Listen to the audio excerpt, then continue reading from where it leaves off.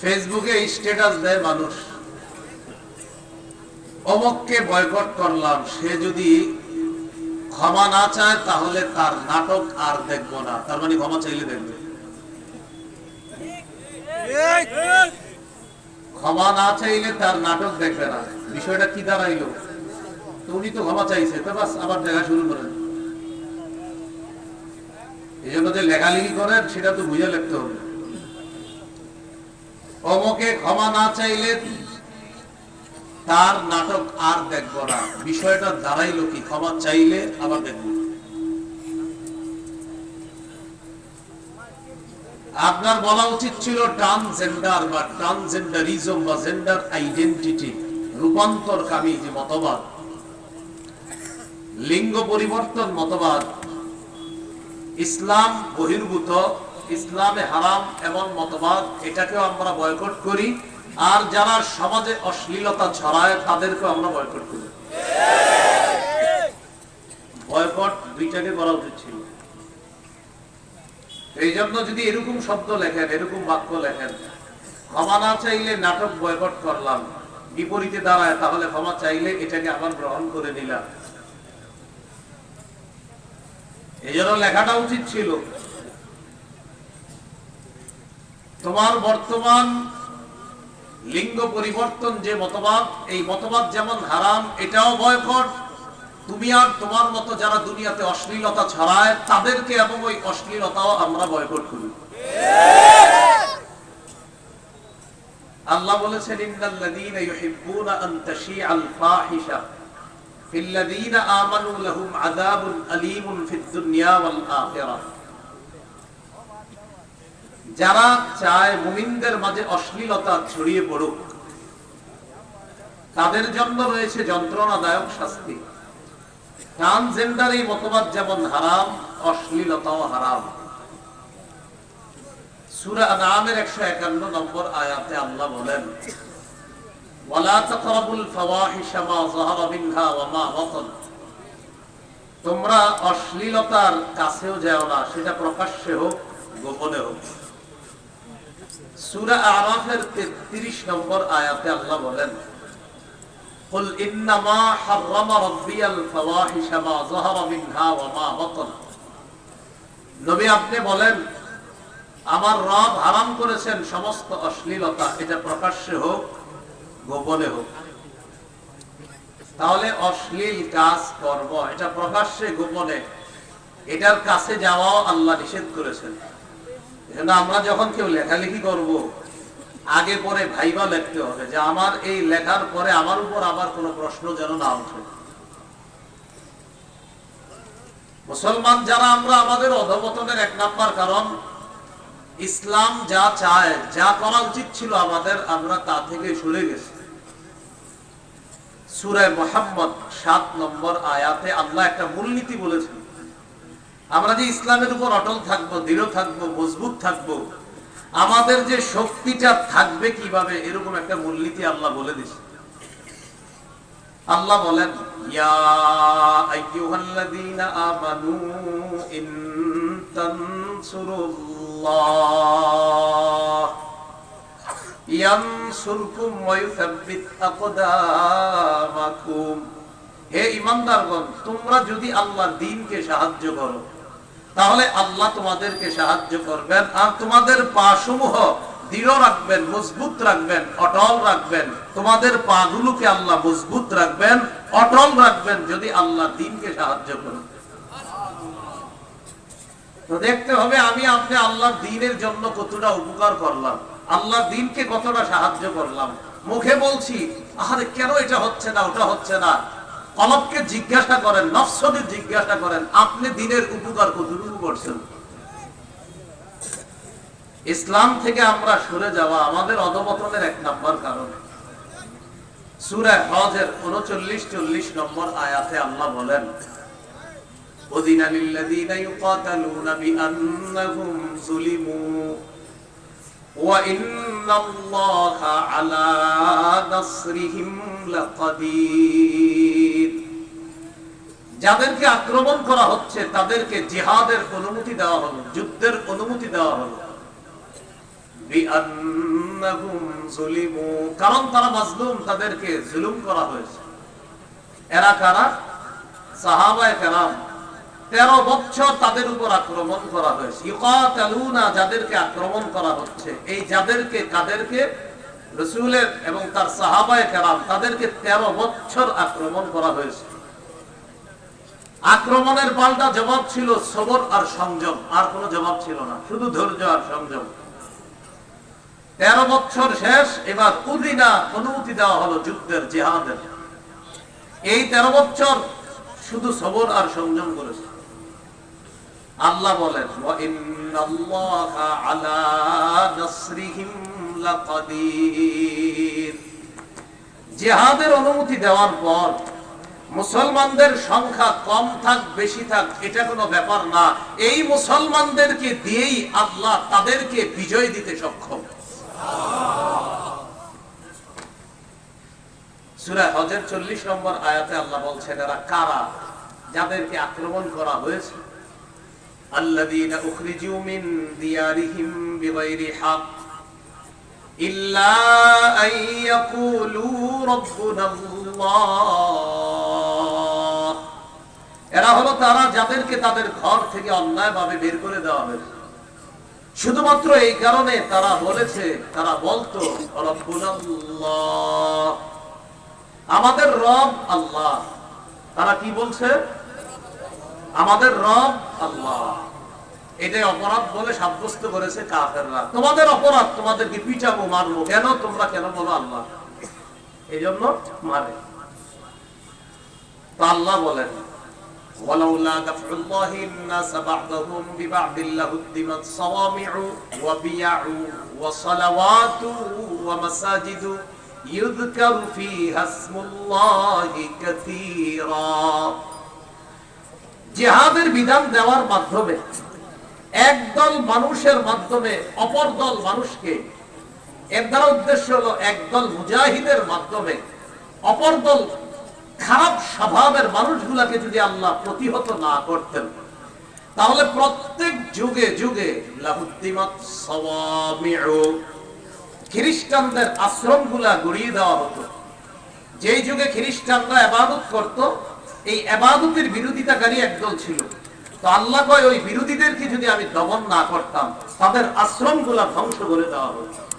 ওয়া বিয়াউ, বিয়াউ মানে গির্জা, সাওয়ামিউ মানে আশ্রম, খানকা। সাওমাতুনের বহুবচন সাওয়ামি, আশ্রম, খানকা, এগুলা ধ্বংস করে দেওয়া হতো। বিয়াতুনের বহুবচন বিয়াউন, গির্জা, এগুলা ধ্বংস করে দেওয়া হতো। যদি আল্লাহ প্রতিহত না করতেন, তাহলে ভালো মানুষদেরকে দিয়ে খারাপ মানুষগুলা প্রতিহত করার কারণে ওই যুগের আশ্রম ধ্বংস করা যায় নাই, গির্জাগুলা ধ্বংস করা যায় নাই। ওয়া সালাওয়াত, ইহুদিদের উপাসনালয়গুলো ধ্বংস করে দেওয়া হতো যদি তাদেরকে প্রতিহত না করা হতো। ওয়া মাসাজিদু, মুসলমানদের মসজিদগুলা ধ্বংস করে দেওয়া হতো খারাপ মানুষগুলা যদি প্রতিহত করা না হতো। ইউযকারু ফিহা ইসমুল্লাহি কাসীরা, যে মসজিদে বেশি পরিমাণ আল্লাহর নাম নেওয়া হয়, এগুলা নিশ্চিহ্ন করে দেওয়া হতো, ধ্বংস করে দেওয়া হতো। তাহলে জিহাদের বিধানটা আল্লাহ কেন দিয়েছেন? এটার উপকারিতা কি জানো?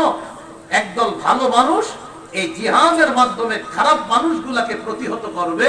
যদি না করতো প্রতিহত, তাহলে বিভিন্ন যুগে আশ্রমগুলাকে খারাপ মানুষগুলা ধ্বংস করে দিত।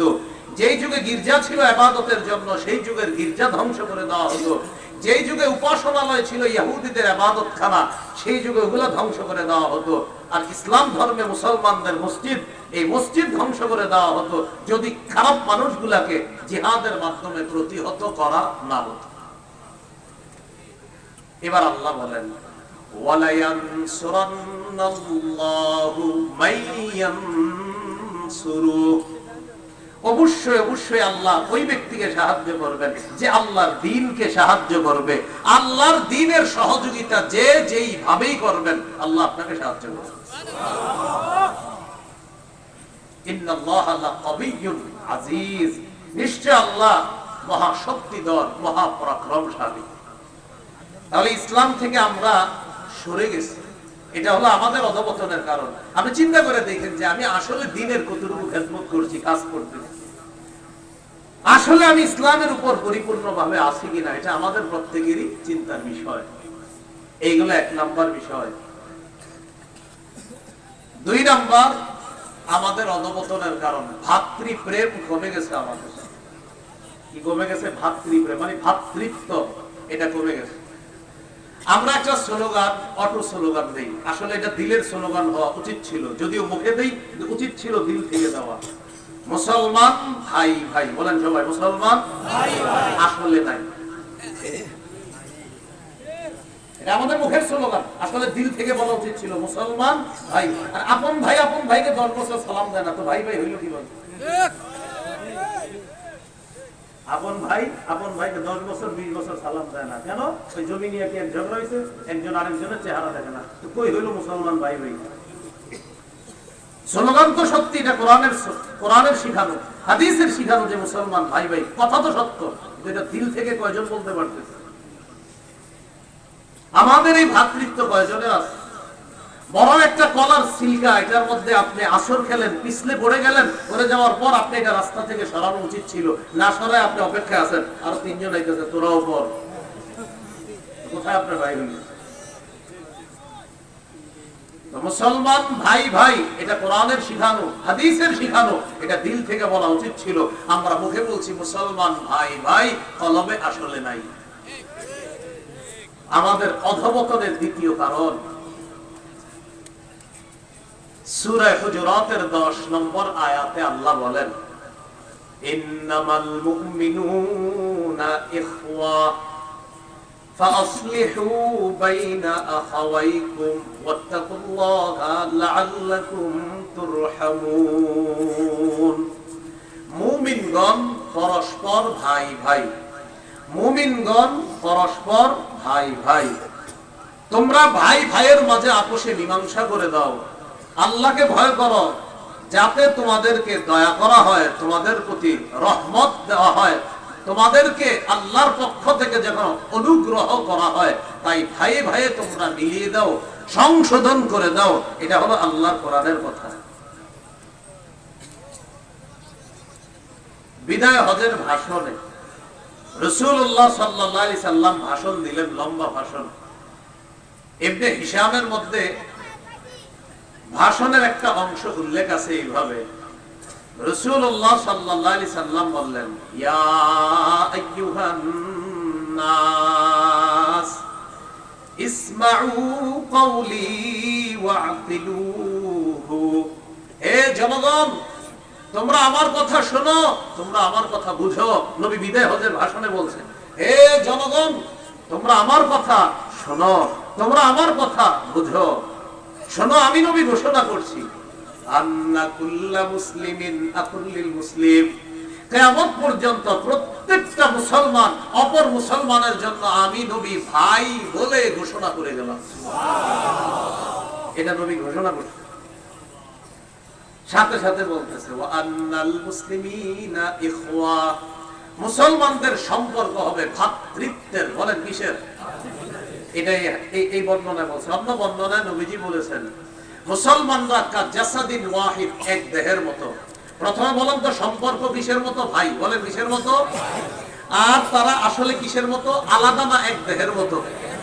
এখন বাস্তবিক অর্থে দেখেন আমরা এক দেহের মতো আছি কিনা। ফিলিস্তিনের মুসলমান মাইর খাইলে আমার আপনার শরীরে যদি ব্যথা লাগে তো বুঝতে হবে তারা আমার ভাই, যদি ব্যথা না লাগে তাহলে বুঝতে হবে আমি শুধু দাবি করছি ভাই, কিন্তু আমার দেহে আমি ব্যথা পাই নাই। রাসূল তো বলছে তোমরা এক দেহের মতো। দেহের হাতে যদি ব্যথা পান সমস্ত অঙ্গে অনুভব হয়, পায়ে ব্যথা পাইলে সমস্ত অঙ্গে অনুভব হয়, শরীরের কোথাও ব্যথা পাইলে অনুভবটা কিন্তু সব জায়গায় হয়। ফিলিস্তিনের মুসলমান মাইর যদি খায়, দেহ তো একটা, সারা পৃথিবীর মুসলমানদের। বাংলাদেশ থেকে যদি আমার আপনার কষ্ট না লাগে, বুঝতে হবে আমি আপনি নামে মুসলমান, বাস্তবিক অর্থে মুনাফিক মার্কা শয়তান। আপনি কষ্ট লাগতে হবে তখন। আমি আপনি তো এক দেহ ছিলাম। ফিলিস্তিনের মুসলমান আর আমি, আমরা সবাই তো দেহ, একটা দেহ। একদিক দিয়ে বলছে ভাতৃত্বের সম্পর্ক, আরেক দিক দিয়ে বলছে দেহ। দেহ, আমার দেহে আঘাত হচ্ছে, আমার শরীরে আঘাত হচ্ছে কিনা এটা একটু চিন্তা করে দেখেন। আমি কতদিন কষ্ট পেয়েছি একটু চিন্তা করে দেখতে হবে। তাহলে কি শিখলাম আমরা? 2 নাম্বার, আমাদের যে ভ্রাতৃত্ব সম্পর্কটা, এই সম্পর্কটা কি শুধু মুখে স্বীকার করলে হবে না, দিল থেকে স্বীকার করতে হবে? হ্যাঁ, দিল থেকে স্বীকার করতে হবে। সহিহ মুসলিমের বর্ণনা, এই হাদিসের মধ্যে আছে রাসূলুল্লাহ সাল্লাল্লাহু আলাইহি ওয়াসাল্লাম বলেন, লা তাহাসাদু ওয়ালা তানাজাশু ওয়ালা তাবাগাদু ওয়ালা তাদাবারু ওয়ালা ইয়াবি'u বা'দুকুম আলা বাই'i বা'দিন ওয়া কুনু ইবাদাল্লাহি ইখওয়ানা। এই হাদিসে সুন্দর একটা আজীব কথা বলছেন নবীজি। ভাই শব্দটা আসলে এত সুন্দর এক শব্দ। আপনার উপর একজন রাগ করে আসছে, আপনার মার ব্যাগ করে দিলাম, ভাই মাইরেন না। ভাই বললে ওর রাগ 100 থেকে 10 এসে বলে। ভাই আসলে আজীব এক শব্দ। তো সহিহ মুসলিমের বর্ণনা আপনার 2563 নম্বর হাদিস, 2563। মাদ্রাসার পাঠ্যপুস্তক অনুসারে মোট হাদিস সংখ্যা হবে 3033টা। আর আপনারা যারা পকেটে ওস্তাদ নিয়ে ঘুরেন সেই অনুযায়ী 6435 নম্বর হাদিস। মোট হাদিস সংখ্যা হবে 7453টা। যদিও এটা বলা আমার জরুরি ছিল না, এরপরে বলে দিলাম, অনেক আবার চেক করে মিলে কিনা। যদিও এটা বলা দরকার ছিল, এটা আন্তর্জাতিক ভাবে ফলো করা হয় না, যেটা পকেটে নিয়ে ঘুরেন। হ্যাঁ, এই হাদিসে রাসূলুল্লাহ সাল্লাল্লাহু আলাইহি সাল্লাম বলেন, লা তাহাসাদু, তোমরা পরস্পর হিংসা করো না। ওয়ালা তানাজাশু, তোমরা পরস্পর বিদ্বেষ পোষণ করো না, ধোঁকাবাজি করো না। ওয়ালা তাবাগাদু, পরস্পর বিদ্বেষ পোষণ করো না। ওয়ালা তাদাবারু, একজন আরেকজনের ক্ষতি করার জন্য আড়ালে শত্রুতা করো না। ওয়ালা ইয়াবি'ু বা'দুকুম আলা বাই'i বা'দিন, একজন আরেকজনের কেনা বেচার উপর আরেকজন কেনা বেচা করবা না। ক্রয় বিক্রয় চলতেছে, এটা কত? 50, ঠিক আছে দেন। মাঝখান দিয়ে গিয়ে বললেন না আমি 60 টাকা দিব, এগুলো বলবেন না। ওয়া কুনু ইবাদাল্লাহি ইখওয়ানা, নবী বলেন, হে আল্লাহর বান্দারা, তোমরা সবাই ভাই ভাই হয়ে যাও। কি বললেন? তোমরা সবাই ভাই ভাই হয়ে যাও। এই কথাটা বলার পর নবী বললেন, আল মুসলিমু আকুল মুসলিম, মুসলমান মুসলমানের ভাই, লা ইয়াহতিরুহু ওয়া লা ইয়াখযুলুহু, মুসলমান মুসলমানকে তুচ্ছ করবে না, অপদস্থ করবে না, লাঞ্ছিত করবে না।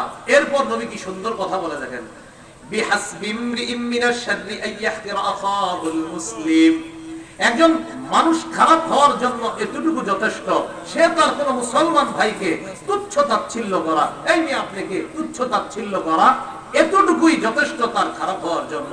নবী বলেন, কোন মানুষ খারাপ হওয়ার জন্য এতটুকু যথেষ্ট, সে তার মুসলমান ভাইকে বলা, তুচ্ছ তাচ্ছিল্য করা, তাকে অপদস্থ লাঞ্ছিত করা, তুমি খারাপ হওয়ার জন্য এতটুকুই যথেষ্ট। এটা নবীজি বললেন। তাহলে এই হাদিসে নবী যেটা বললেন, আমাদেরকে কি হয়ে থাকতে বলছে? ভাই ভাই। বলেন কি হয়ে থাকতে বলছে? নবী বলছেন শত্রুতা করবা না, হিংসা করবা না, বিদ্বেষ পোষণ করবা না, আড়ালে শত্রুতা করবা না ক্ষতি করার জন্য। এই হাদিসের এক অংশে নবী বলেন, আত-তাকওয়া হাহুনা ইউশিরু ইলা সাদরিহি সালাসা মাররাত, বুকের দিকে 3 বার ইঙ্গিত করে বললেন, এখানে তাকওয়া, এখানে তাকওয়া, এখানে তাকওয়া, মানে কলবে তাকওয়া। বলেন কোথায় তাকওয়া? ওই একটু বুঝেন। বলেন তাকওয়া থাকে কলবে। বলেন তাকওয়া কলবে থাকে, কলব বুকে থাকে। তাকওয়া কলবে, কলব বুকে। কলব যে বুকে, এটা দলিল কই? আল্লাহ কোরআনে বলছে, فإنها لا تعمى الأبصار ولكن تعمى القلوب التي في الصدور। প্রকৃতপক্ষে চোখ অন্ধ হয় না, বরং বক্ষস্থিত হৃদয় অন্ধ হয়। প্রকৃতপক্ষে চোখ অন্ধ হয় না, ওই কলব অন্ধ হয় যে কলব বুকে থাকে। আল্লাহ বলছেন প্রকৃতপক্ষে চোখ অন্ধ হয় না, বরং ওই কলব অন্ধ হয় যে কলব বুকে থাকে। তাহলে তাকওয়া থাকে কলবে, কলব থাকে বুকে। তাকওয়া থাকে কলবে, কলব থাকে বুকে। হ্যাঁ, এটা কোরআনে আছে কিন্তু। ওয়ালাকিন তা'মাল কুলুবুল লাতী ফিস সুদূর, 17 পারা হাফিজ কোরআন মাজিদ 16 নম্বর পৃষ্ঠা একদম শেষে দেখবেন। রাসূলুল্লাহ সাল্লাল্লাহু আলাইহি সাল্লাম বলে দিলেন তাকওয়া এখানে, তাকওয়া এখানে, তাকওয়া এখানে, তিনবার ইঙ্গিত করে বললেন। এই হাদিসে নবী বললেন সবাই ভাই ভাই হয়ে থাকবা, কলবে তাকওয়া ঢুকাও। ভাই ভাই হয়ে থাকার অর্থ কেউ কাউরে হিংসা করবা না, কেউ কাউকে তুচ্ছ তাচ্ছিল্য করবা না, কেউ কারো শত্রুতা এইভাবে করবা না যে সামনে সামনে বন্ধু আর পিছনে তার ক্ষতি করবা। লা তাদাবারু, আড়ালে শত্রুতা করবা না কারো ক্ষতি করার জন্য। আল্লাহ আমাদের সকলকে ভ্রাতৃত্বের সম্পর্কটা বুঝে শুনে সবাই ভাই ভাই হয়ে থাকার তৌফিক দান করুন। তাহলে ইসলাম থেকে আমরা এক নাম্বার পরিপূর্ণভাবে ইসলামের উপর না থাকার কারণে আমাদের অধঃপতন। দুই নাম্বার, ভ্রাতৃত্বের সম্পর্কটা আমরা শুধু মুখে বলি, আসলে দিল থেকে কতজন সম্পর্ক রাখি এটা প্রশ্ন সাপেক্ষে, এটা প্রশ্নবিদ্ধ। তাই প্রকৃত অর্থেই যেন ভাই ভাই হতে পারি, আল্লাহ তৌফিক দান করুন। রাসূলুল্লাহ সাল্লাল্লাহু আলাইহি সাল্লাম কবরস্থানে গেছে, সহিহ মুসলিমের 472 নম্বর হাদিস। আতা রাসূলুল্লাহ সাল্লাল্লাহু আলাইহি ওয়াসাল্লাম আল মাকবারা, এভাবে আসছে বর্ণনাটা, আন্না রাসূলুল্লাহ সাল্লাল্লাহু আলাইহি ওয়াসাল্লাম আতাল মাকবারা, নবী কবরস্থানে গেছেন। যাওয়ার পর বললেন আসসালামু আলাইকুম দারা কওমিন মুমিনিন ওয়া ইন্না ইনশাআল্লাহু বিকুম লাহিকুন। হে কবরবাসী মুমিনগণ, তোমাদের প্রতি শান্তি বর্ষিত হোক। নবী বললেন, হে কবরবাসী মুমিনগণ, তোমাদের প্রতি শান্তি বর্ষিত হোক। অচিরেই আল্লাহ চাইলে আমরা তোমাদের সাথে সাক্ষাৎ করব। হে কবরবাসী মুমিনগণ, তোমাদের প্রতি শান্তি বর্ষিত হোক। অচিরেই আল্লাহ চাইলে তোমাদের সাথে সাক্ষাৎ করব। এটা আমার বলা উদ্দেশ্য নাই হাদিসে, মূল উদ্দেশ্যটা কোথায় দেখেন। এবার নবী হঠাৎ বলতেছে, ওয়াদিতু আন্না ক্বাদ রাআইনা ইখওয়ানানা। নবী বলেন, আমার মন চায় আমি যদি আমার ভাইদেরকে দেখতে পাইতাম। সবাই বলেন কাদেরকে? আবার কাদেরকে? নবী বললেন, আমার মন চায় আমি যদি আমার ভাইদেরকে দেখতে পাইতাম। তো সাহাবায়ে কেরাম নবীজিরে বললেন, আওয়ালাসনা ইখওয়ানাকা ইয়া রাসূলুল্লাহ, হুজুর আমরা কি আপনার ভাই না? সুবহানাল্লাহ, কি বললেন, আমরা কি আপনার ভাই না? নবীজি বললেন, আনতুম আসহাবি, তোমরা আমার সাহাবী, তোমরা আমার ওয়া ইখওয়ানুনা আল্লাযীনা লাম ইয়াতু বাদু, আমার ভাই হলো তারা যারা এখনো দুনিয়াতে আসে নাই। সুবহানাল্লাহ, তারা এখনো দুনিয়াতে আসে নাই। সাহাবীরা বললেন, কাইফা তাআরিফু মান লাম ইয়াতি বাদু মিন উম্মাতিকা ইয়া রাসূলুল্লাহ, হুজুর যারা এখনো আসে নাই দুনিয়াতে আপনি চিনবেন কিভাবে এরা আপনার ভাই? আপনি ঠিক আছে কিয়ামতের ময়দানে তো দেখবেন এদেরকে, তো চিনবেন কিভাবে আপনার এরা যে আপনার ভাই? নবীজি বলেন, শোনো তোমরা, আরাআইতা লাউ আন্না রাজুলান লাহু খাইলুন গুররুন মুহাজ্জালাতুন বাইনা যাহরাই খাইলিদ দুহমিন বুহমিন আলা ইয়ারিফু খাইলা। রাসূলুল্লাহ সাল্লাল্লাহু আলাইহি সাল্লাম বললেন, তোমাদের কারো যদি একটা সাদা কপাল বিশিষ্ট, সাদা হাত পা বিশিষ্ট একটা ঘোড়া কালো ঘোড়ার মধ্যে থাকে, আমি আবার বলছি, নবী বললেন তোমাদের কারো একটা সাদা কপাল বিশিষ্ট, সাদা হাত পা বিশিষ্ট ঘোড়া যদি কালো ঘোড়ার মধ্যে থাকে, আলা ইয়ারিফু খাইলা, সে কি তার ঘোড়াটা চিনতে পারবে না? বলেন তো আপনারা, হাজারো কালো ঘোড়ার মধ্যে একটা সাদা কপাল বিশিষ্ট, সাদা হাত পা বিশিষ্ট ঘোড়া চেনা কি কঠিন হবে না? সব। রাসূলুল্লাহ সাল্লাল্লাহু আলাইহি সাল্লাম বলেন, ফাইন্নাহুম ইয়াতুনা গুররাম মুহাজ্জালিনা মিনাল ওযু, আমার উম্মত যারা দুনিয়াতে ওযু করছে, ওযু করার কারণে ওযুর পানি যে অঙ্গে লাগছে, ওই অঙ্গগুলো এমন ভাবে চকচক করতে থাকবে, কিয়ামতের মাঠে আমি দেখলেই চিনতে পারবো এরাই হলো আমার সেই ভাই, এরাই আমার সেই উম্মত। গুররাম মুহাজ্জালিনা মিনাল ওযু, ওযুর কারণে এইগুলা অঙ্গগুলো চকচক করবে, সবার মাঝে চেনা যাবে যে এরাই তারা। তাহলে রাসূল সাল্লাল্লাহু আলাইহি সাল্লাম এই হাদিসে ভাই বলে কত সুন্দর একটা মহব্বতের শব্দ আমাদের ব্যাপারে রাসূল সাল্লাল্লাহু আলাইহি সাল্লাম বলেছেন। তাহলে ভাই শব্দটা যে কত মহব্বতের, যেখানে রাসূল সাল্লাল্লাহু আলাইহি সাল্লাম মুখে বলতেছেন ভাই। আল্লাহ আমাদের সকলকে এই কথাটার গুরুত্ব আজকে থেকে কলমেও যেন আমরা ধারণ করতে পারি যে ভাই ভাই, এটা শুধু মুসলমান মুখে মুখে ভাই ভাই এমন না, বরং কলমে ধারণ করতে হবে যে আমরা আসলে ভাই ভাই, আমরা আসলে ভাই ভাই, আমরা এক দেহের মতো। কথাগুলো কি বুঝে আসছে সবার? আচ্ছা, আরেকটি বর্ণনা আমরা শুনি।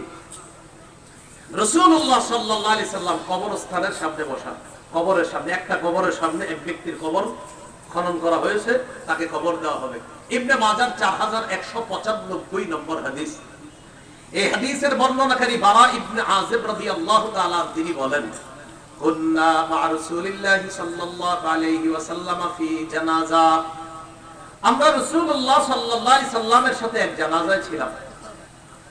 তো যে জানাজায় গিয়েছি, রাসূল সাল্লাল্লাহু আলাইহি সাল্লাম জালাসা আলা শাফিরিল কবরি, কবরের কিনারায় বসে। বসার পর ফাবাকা হাত্তা বাল্লাত তারা, কাঁদতে কাঁদতে নবীর চোখের পানিতে সামনের মাটি ভিজে গেছে। নবীজি কান্না করতেছে, মাটি ভিজে গেছে। তো অনেকক্ষণ কান্না করার পরে নবীজি সাহাবীদেরকে লক্ষ্য করে বললেন, ইয়া ইখওয়ানি লিমিসলি হাদা ফাআইদু। একটু বলেন না সবাই, আমরা একসাথে বলি, বলেন হে ভাই সব। নবী কি বলছে? হে ভাই সব। ওই কান্না করছে করার পর সামনে যারা তাদেরকে বলতেছে, ও ভাই সব, এই কবরে যা আজকে যারে আমরা এখানে রাখতেছি, তোমাদের সবারও কিন্তু এই মুহূর্তটা গ্রহণ করতে হবে। তোমরা সবাই এই মুহূর্তটার জন্য প্রস্তুতি গ্রহণ করো। তো নবীজি যে এই ওয়াজটা করলেন যে তোমরা সবাই এইভাবে মাটির নিচে যাওয়ার জন্য প্রস্তুতি গ্রহণ করো, তো ওয়াজটা করার শুরুতে কি বলছে? হে, কি বলছে বলেন তো? হে। এই জন্য দেখবেন দাওয়াত ও তাবলীগের বয়ানের সবচেয়ে সুন্দর একটা শব্দ ওনারা কি প্রথমে মেরে ভাই ও দোস্ত বুজুর্গ, প্রথমে কি বলে? ভাই। কি বলে বলেন তো? আসলে ভাই না মহব্বতের শব্দ, আসলে মহব্বতের। বুঝাইতে চাইলাম আমাদের অধঃপতনের দ্বিতীয় কারণ ভ্রাতৃত্ব সম্পর্কটা, যেটা এটা আসলে আমাদের যেমন থাকা উচিত ছিল তেমনটা নাই। আমরা সবাই যেন ওরকম মুসলিম যারা ভাই ভাই নবী যা বুঝিয়েছেন এমন ভাই হওয়ার তৌফিক দান করেন।